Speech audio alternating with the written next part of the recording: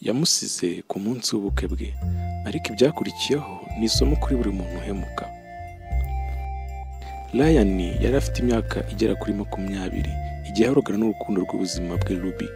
Ruby yari afite imyaka 18 y'amavuko kandi yari mwiza cyane. Ryan yakunze isura ye nziza, ariko Ruby yari asanzwe akundana n'undi musore.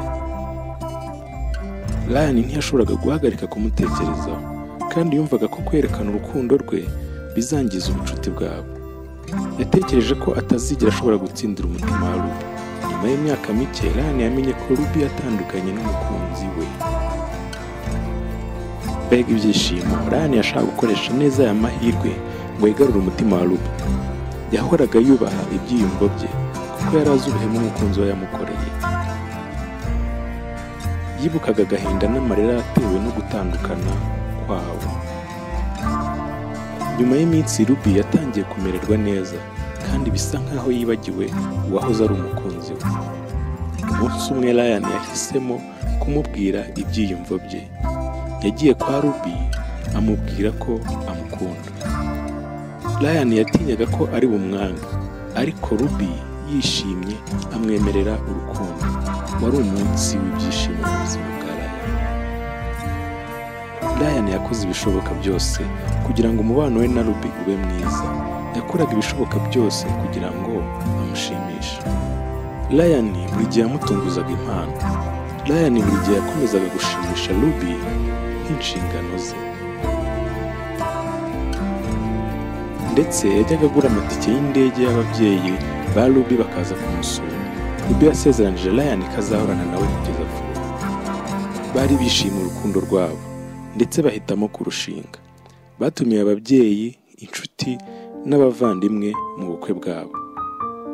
Ibintu byose byagendaga neza, bakomeza kwitegura ubukwe. Ariko hari ikintu cyabaye. Icyumweru kibanziriza ubukwe, wabonaga Ruby asa n'udahari. Ryan aramubaza ati, mukunzi, ufite ikihe kibazo? Ruby aramusubiza ati, mukunzi, nta kibazo mfite pe. Ni imyiteguro y'ubukwe bwacu, meze neza, ntugire ikibazo. Ntegerezanyije amatsiko umunsi w'ubukwe bwacu. Amaherezo umunsi w'ubukwe bwawe warageze. Ryan yari yaberewe cyane, yambaye ikote rihenze yahawe na papa we. Abantu bose bari bishimiye ubukwe bwabo. Abagize umuryango bose n'inshuti barimo Ryan babukereye, bategereje kwinjira ku mugeni. Ryan yari afite amatsiko yo kubona Ruby yambaye ikanzu y'ubukwe, ariko Ruby yamaze umwanya munini ataraza.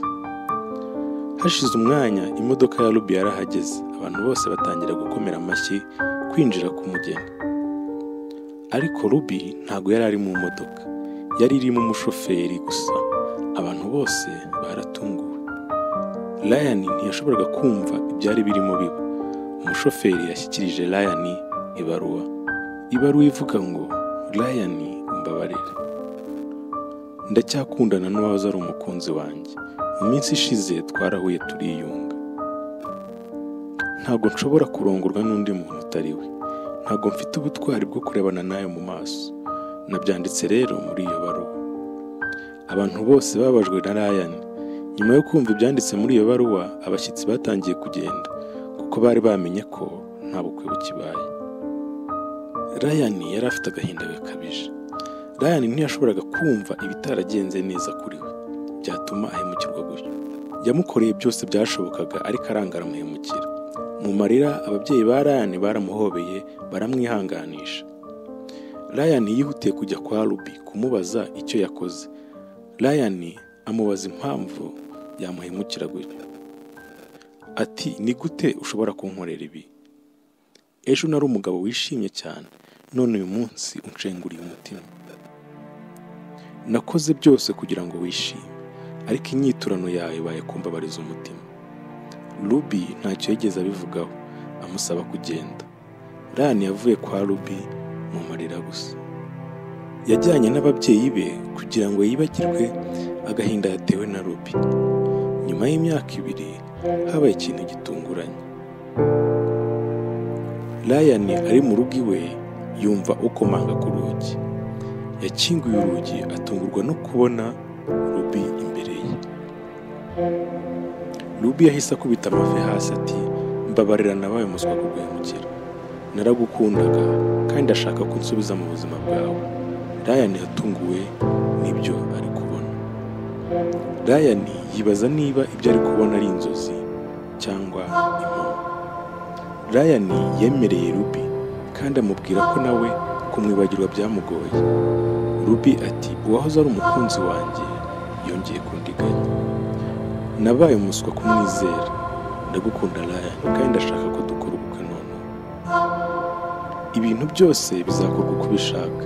Nzakora ibishoboka byose kugira ngo nkosore amakosa yanjye. Ryan yemeye icyifuzo cye, aramuhagurutsa aramuhobera ati, yego nta kibazo ndabyemeye kandi ndacyagukunda. Bahisemo itariki y'ubukwe, batumira umuryango n'inshuti. Ababyeyi ba Ruby bahagurutse i Nevada berekeza i New York mu bukwe. Biteguye ibintu byose, hanyuma umunsi w'ubukwe uragera. Abantu bose bari bishimye babukereye. Ruby noneho yahageze mbere. Yashimishijwe no kubona abo ku ruhande rwa Ryan. Amaherezo imodoka ye yarahageze, amashyi ngo kacikaci, maze havamo umushoferi aha Ruby ibaruwa. Yatekereje ko ari imikino, ko Ryan ashaka kumutungura surprise. Amaze gusoma ibaruwa ararira. Ibaruwa yaravugaga ngo, waje iwanjye nyuma y'imyaka 2 nkaho nta kintu cyabaye. Uwo mwakundanaga yaragusize ubona kwibuka ko mbaho. Wampaye ububabare butihanganirwa. Mu myaka 2 ishize natekereje ko uzaza ugasaba imbabazi z'amakosa wakoze, ariko ntiwigeze uza. Nariraga buri munsi ku bwawe, nawe urimo kurira, sibyo? Noneho ubu uri kumva ububabare bwanjye. Ntuze kundeba, ntumpamagare. Wambwiye ko utazarongorwa n'undi utari uwo mwakundanaga. Genda rero kumushakisha, ubifate nkaho ntakibaho. Genda undeke njyenyine. Isomo: ntabwo tugomba gukinisha ibyiyumvo by'abandi. Usarura ibyo vuba cyangwa kera ugiye kwishyura ibyo wakoze. Ibyo ufata nk'imikino ni ugukina n'umutima wa mugenzi wawe.